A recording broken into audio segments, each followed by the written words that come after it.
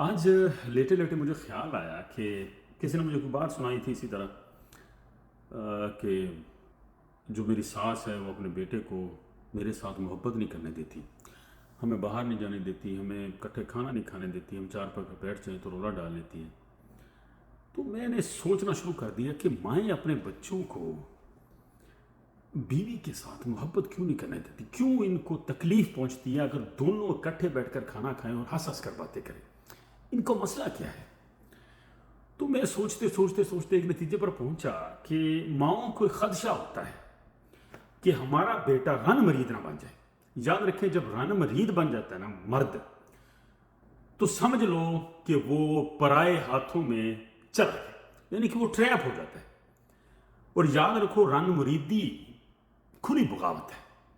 जब कोई मर्द 4-5 भाइयों का भाई एक औरत के पीछे लग जाता है तो समझ लो कि घर में बगावत शुरू होगी।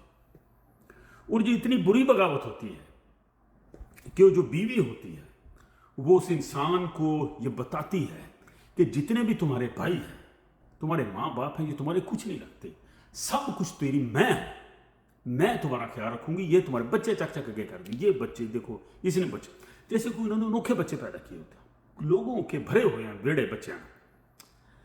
तो मैं तब एक नतीजे पर पहुंचा कि माएँ डरती हैं कि जब तक मेरी बाकी कोई कुड़ियाँ कवारियाँ हैं या कोई बच्चे छोटे हैं, मैं इन बड़े भाई से या छोटा भाई जो कमा रहा है इससे कुछ फायदा नहीं है।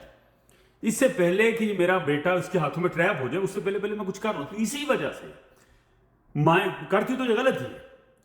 वो जो बेडरूम होता है उसके आगे 4 पर डालकर सिर बांध के बैठ गई। तो रन मुरीदी उनकी नज़र में एक बगावत है, और ये सच में देखा जाए तो हमारी सोसाइटी में ये बगावत ही है।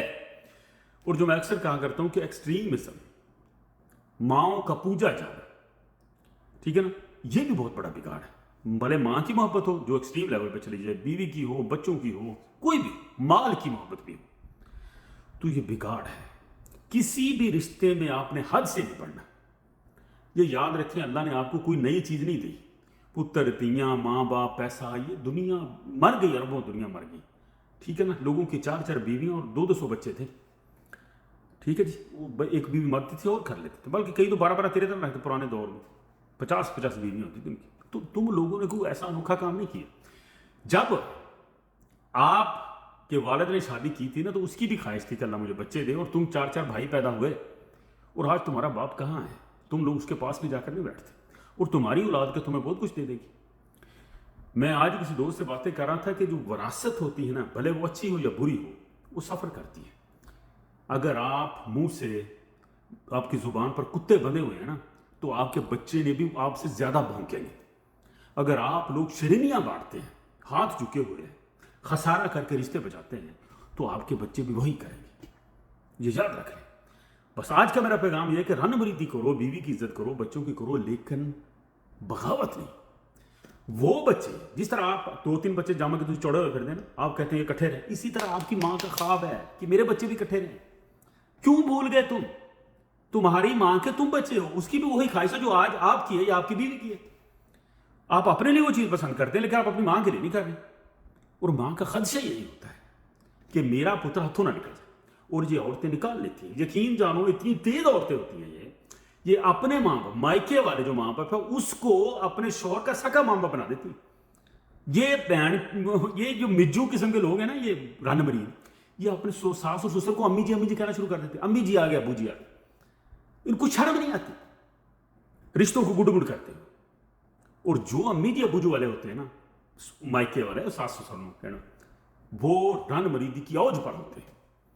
और यही वो लोग हैं जो बगावत का सबब बनते हैं घरों में। यही माँ बाप का खर्चा होता है। बैलेंस से चले। बच्चे कोई बहुत बड़ा कोई तीर नहीं मारिया तूने, ठीक है ना। 2-4 शादियां कर लो, तो हर साल बच्चे हो जाएंगे 3-3, 4-4, ये कोई कुछ नहीं है। बच्चे नेमत हैं अगर आप बाकियों को साथ लेकर चलते हैं, ठीक है ना। कोई रिश्ता कम नहीं है, ना माँ बाप, ना बच्चे, ना बहन, ना भाई, ठीक है ना। मुकम्मल इंसान बने, सिर्फ अच्छे शौहर या अच्छे बाप में। दुआ में याद रखिए।